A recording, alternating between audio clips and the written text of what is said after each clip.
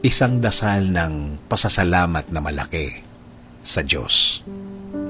Panginoon, salamat sa bagong araw na ibinigay niyo. Alam po namin na may bago kang ipapakita sa amin na mga blessings mo, Panginoon. Salamat po sa mga nare-receive po namin na mga pagpapala. Salamat po sa good health na aming nararanasan.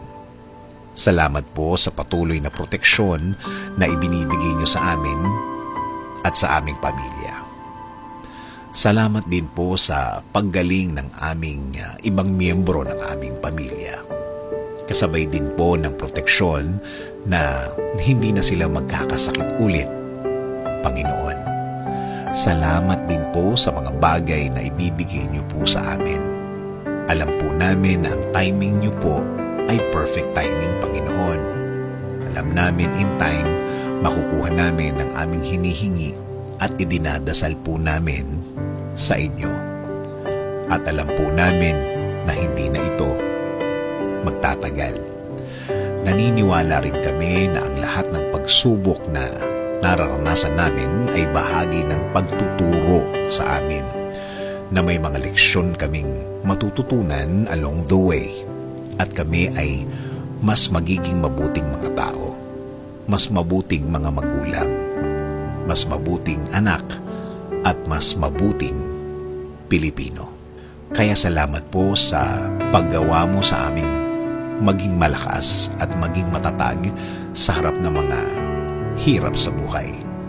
Alam po namin na alam nyo na kailangan kami ng aming mga pamilya. Sa mga biyayang ito, nagbabago din po ang tingin namin sa buhay. Kahit ang iba'y ang tingin sa araw-araw nila ay mahirap, ang sa amin po ay kakayanin namin. Inaamin po namin, Panginoon, na hindi namin ito kakayanin nang mag-isa kami. Kailangan po namin ang inyong presensya sa buhay namin. Itinataas po namin ang araw na ito.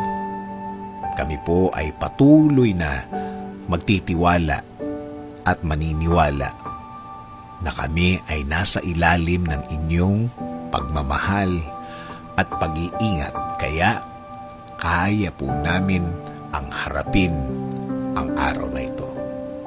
Salamat po ulit, Panginoon, sa pangalan ni Jesus. Amen. Sabi nga sa Psalm 7:17, I will give thanks to the Lord because of His righteousness.